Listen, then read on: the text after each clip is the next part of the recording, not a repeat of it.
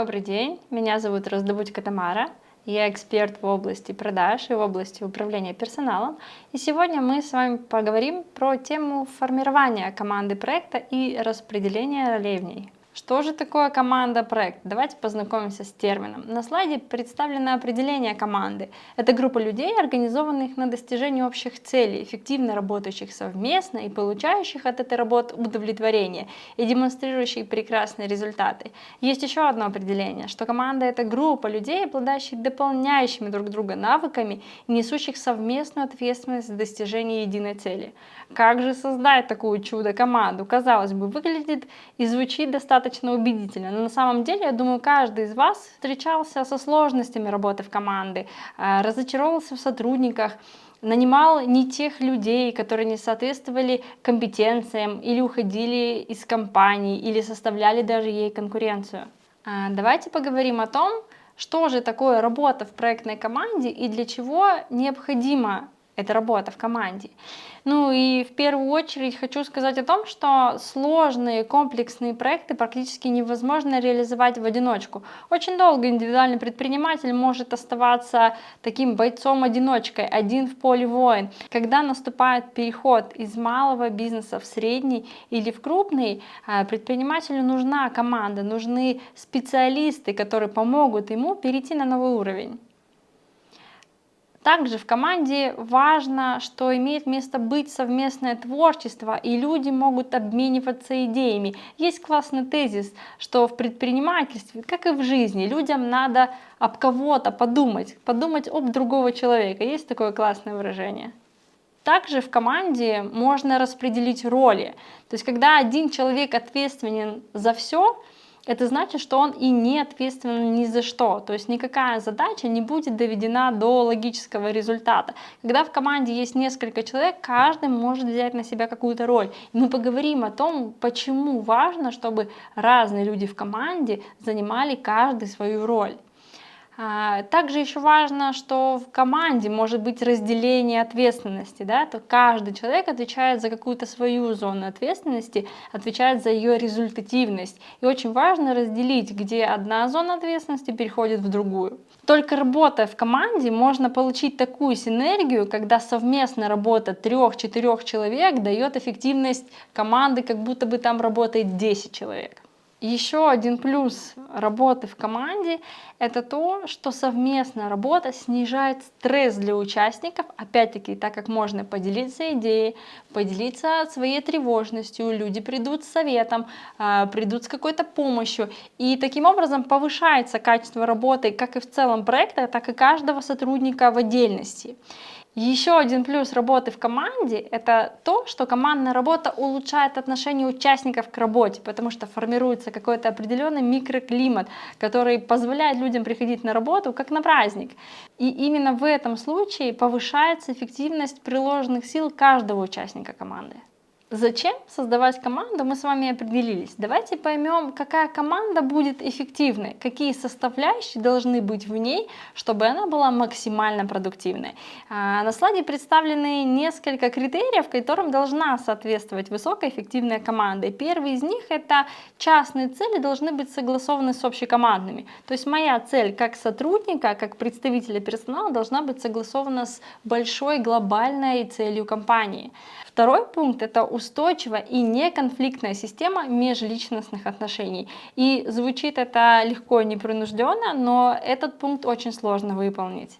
Третий пункт — это соорганизация и самоорганизация участников. И этот пункт говорит о том, что важно подбирать в команду участников, которые могут взять на себя ответственность, будут достаточно самоорганизованы для того, чтобы ставить себе задачи, выполнять их, корректировать как-то свои действия. Важно, чтобы у участников команды было стремление к самоконтролю и к саморазвитию, чтобы они непрерывно улучшались и хотели развиваться вместе с вашей компанией. Еще один пункт — это готовность к нестандартным ситуациям и проблемам. То есть люди, которые могут жить только в штатной ситуации, очень плохо справляются с какими-то нестандартными историями, с какими-то проблемами, жалобами клиентов, с поломками, с непредсказуемостью современной среды. А у нас новости каждый день меняются, и важно, чтобы люди были к этому готовы. Ну и важно, чтобы была высокая степень взаимовыручки и поддержки внутри команды, и тогда она будет эффективной. И финальный, но не последний по ценности пункт — это налаженная коммуникация. То есть важно нивелировать все барьеры, которые есть в коммуникации между участниками команды, между вашими сотрудниками, чтобы не было неопределенности и недопонимания.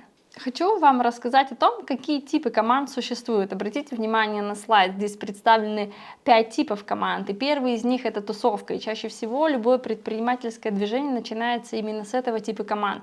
То есть когда мы все собрались, вроде бы у нас общие интересы, вроде бы нам всем весело вместе, вспомните свои первые дни предпринимательства, да, вашего бизнеса, наверняка это что-то похожее как раз-таки на тусовку, когда мы собрались, что-то нас драйвит, что-то нами движет, нам интересно вместе быть, мы еще не совсем думаем про бизнес, не всегда думаем про прибыль, нам пока просто интересно.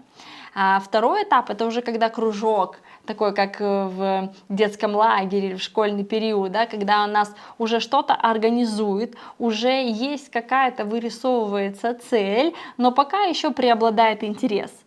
Следующий этап, такая стадия развития команды — это уже отряд, то есть когда мы уже строим, уже по парам, идем к одной общей цели, маршируем под какую-то веселую песню, все такие же еще задорные, но все еще юные.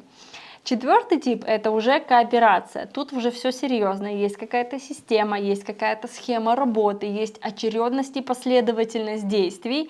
И только после того, как все притрутся друг к другу и наладятся коммуникативные барьеры и уровни ответственности, тогда и появляется команда мечты. И вот наша задача сегодня проговорить о том, какие роли должны быть у сотрудников, чтобы эту команду мечты и собрать.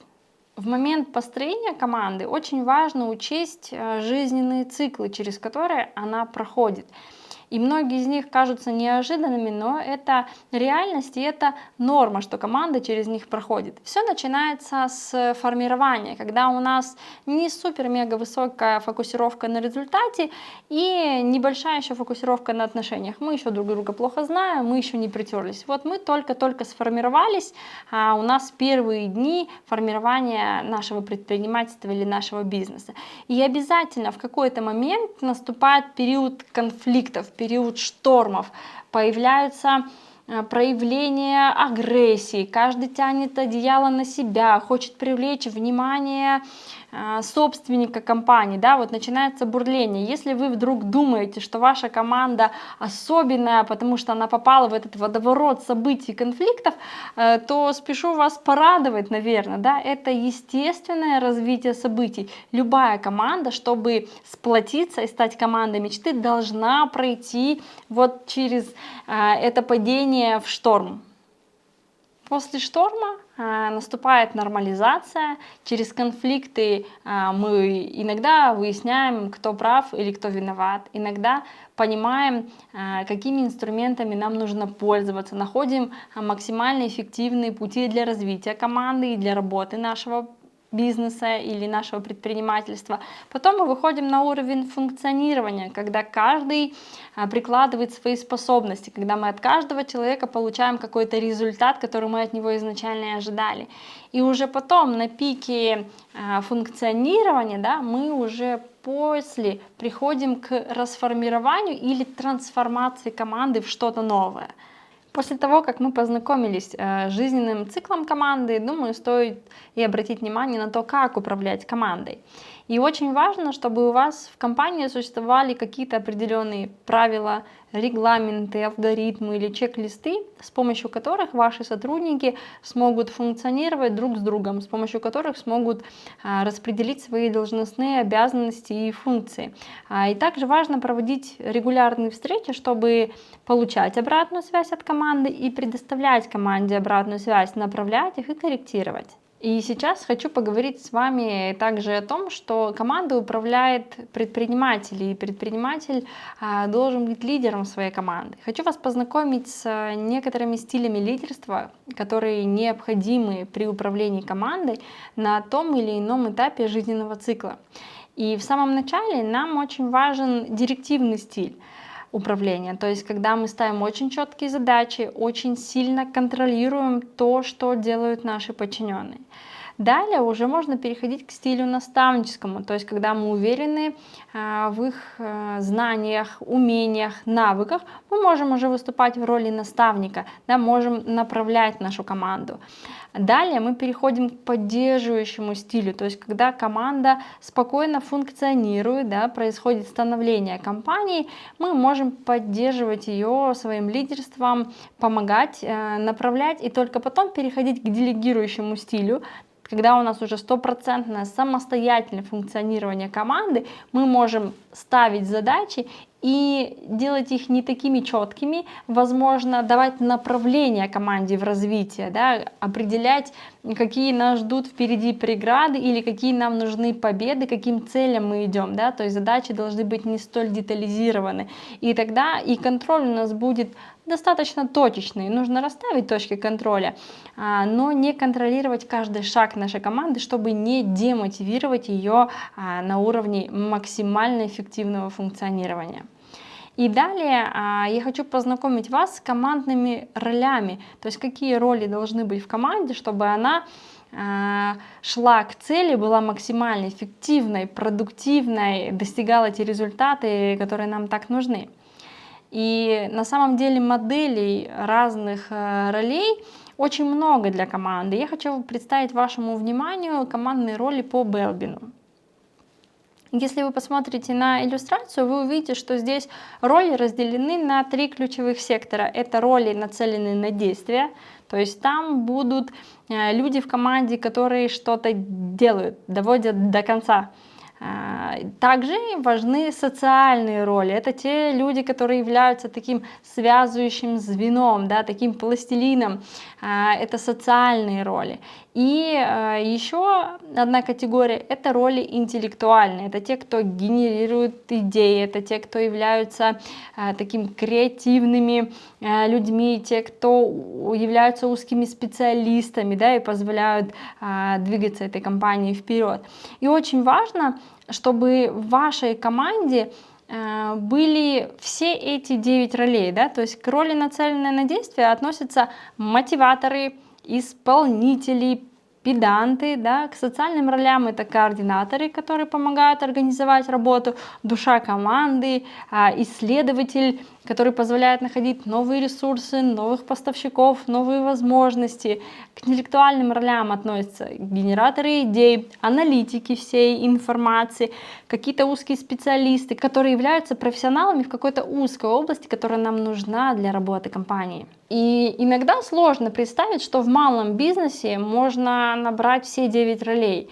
Иногда и человека-то столько в команде нет, да, и тогда важно, чтобы из каждой роли был хотя бы один представитель.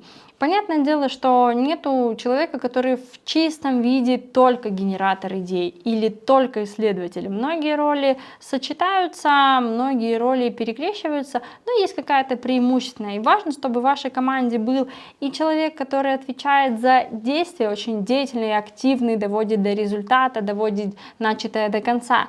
И те, кто отвечают за коммуникацию внутри команды, отвечают за какое-то настроение, за какой-то стиль общения. И есть интеллектуальные роли, кто люди, которые генерируют идеи, придумывают что-то новое, находят что-то интересное вокруг вашей компании в среде, какие-то тренды, тенденции, и позволяют вам применить их на практике.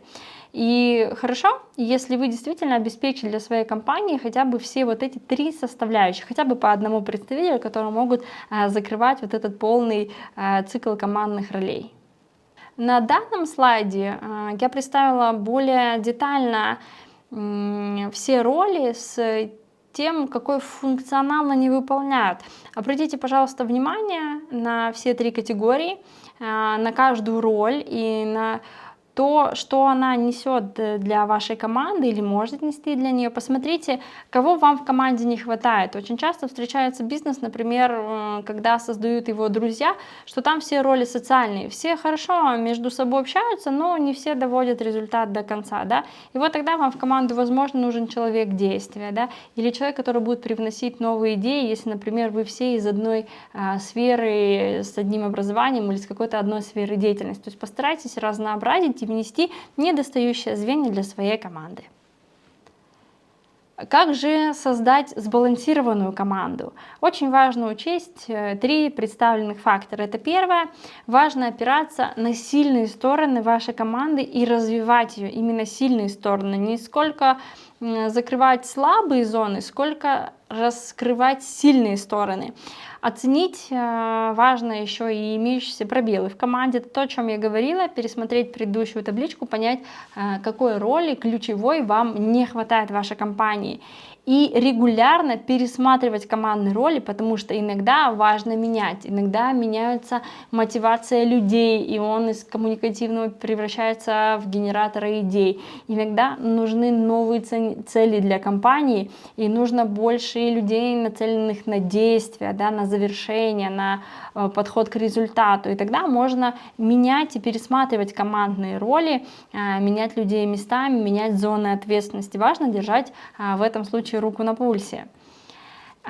И для того, чтобы работа с командой была максимально эффективной, важно людьми управлять своевременно, вовремя, и не только менять их местами, но и вовремя предоставлять обратную связь команде. То есть команда, которая работает и не получает вашу конструктивную критику или похвалу в той или иной мере, не понимает, а правильно ли она вообще действует. То есть команде нужна оценка. И я сейчас хочу с вами поговорить о том, в какой форме, в каком формате лучше всего предоставлять обратную связь так, чтобы она развивала людей, а не взращивала в них условно комплексы или чтобы они не чувствовали себя неоцененными. И когда мы говорим про обратную связь с командой, хочу сказать, что в обратной связи должно быть несколько критериев. В первую очередь она должна быть объективной. То есть должны быть какие-то факты, подкрепляющие эту обратную связь. Это не должно быть только представление из вашей фантазии и из вашей головы. Это должны быть объективные какие-то показатели. Она должна быть своевременная. Недостаточно предоставить обратную связь через месяц после того, как какая-то ситуация произошла. Обратная связь должна предоставляться здесь сейчас по мере развития ситуации. Она должна быть последовательной, сбалансированной и в форме диалога. И как вот провести ее в форме диалога, как сделать ее сбалансированной, я именно для этого вам предоставлю несколько инструментов, которые рекомендую применять в работе.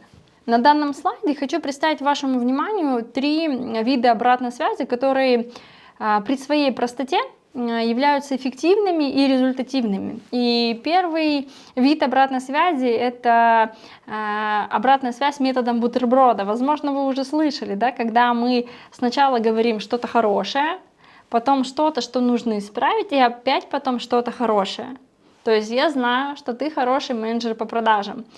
Сегодня ты допустил ошибку, когда делал работу с возражениями, но у тебя много успешных кейсов, поэтому я верю, что ты сможешь с этим справиться. Вот примерно так. То есть у нас сначала хорошее, что-то, какой-то комплимент, позитивная обратная связь.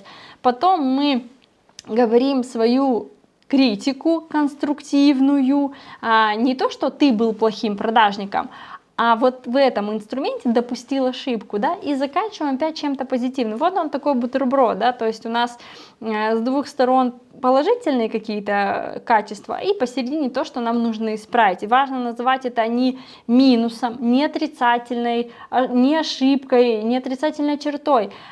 Очень классно звучит такая вещь, как зона развития или зона роста. То есть когда мы говорим сотруднику, это не это твой минус или в этом ты плох, когда мы говорим твоя зона развития, это выявление потребностей в работе с потребителем. И тогда человек не чувствует, что он неправильный. Он понимает, что ему есть над чем работать. Это классно. Еще один хороший метод обратной связи — это когда мы в обратную связь включаем самого сотрудника. Он называется метод линейки. Как он проводится? Мы предлагаем сотруднику самому оценить свою работу. То есть в предыдущем методе мы предоставляем ему оценку. В этом же случае в методе линейки мы предлагаем ему самостоятельно себя оценить. Как это работает?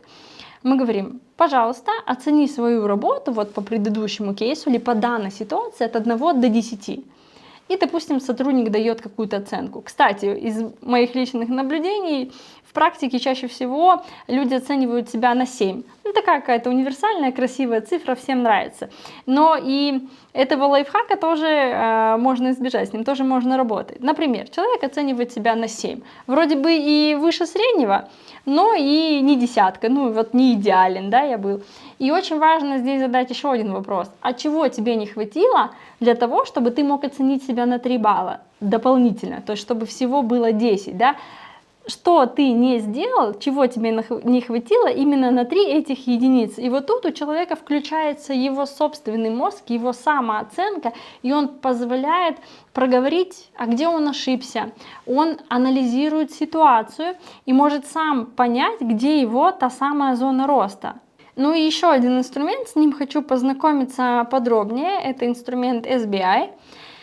Он раскрывает в себе такую схему, когда мы даем обратную связь посредством конструкции стандарт, поведения, влияния. Помните, я говорила, что важно, чтобы в компании были какие-то правила, стандарты, инструкции. Вот они сейчас нам очень сильно пригождаются. Представим, что у нас есть какой-то стандарт работы с клиентами, например. И что-то наш сотрудник делает не так, допускает какую-то ошибку. Не выучил, не в том настроении сегодня, неважно. И наша задача здесь сначала обратиться к стандарту, потом рассказать о том, какое поведение или действие совершил наш сотрудник, и подсветить ему, на что же это повлияло. Как это работает? Когда мы обращаемся к стандарту, мы задаем ему вопросы. Обратите внимание, это тоже инструмент, который включает в самоанализ нашего сотрудника. Мы не просто говорим ему, что не так, он осознает и анализирует это сам. И на стадии анализа стандарта мы говорим, что должно было быть сделано, каких результатов мы хотели достичь. Сотрудник это озвучивает. Мы должны были, не знаю, там, продать вот эту партию продуктов. Дальше мы переходим к поведению или действиям. А что ты сделал по факту? Как конкретно ты здесь подействовал? И тут он понимает, что его действия где-то стандарту не соответствовали. Нам очень важно знать, где именно была допущена вот эта самая ошибка. И в финале мы говорим, а на что это повлияло? Задаем вопросы, к чему это привело. То есть в результате это выглядит следующим образом. В стандарте у нас написано, что ты должен, например, называть человека по имени. В момент продаж ты человека по имени не называл и не раскрыл в нем ту самую лояльность, которая нам была нужна, в итоге он не купил наш продукт.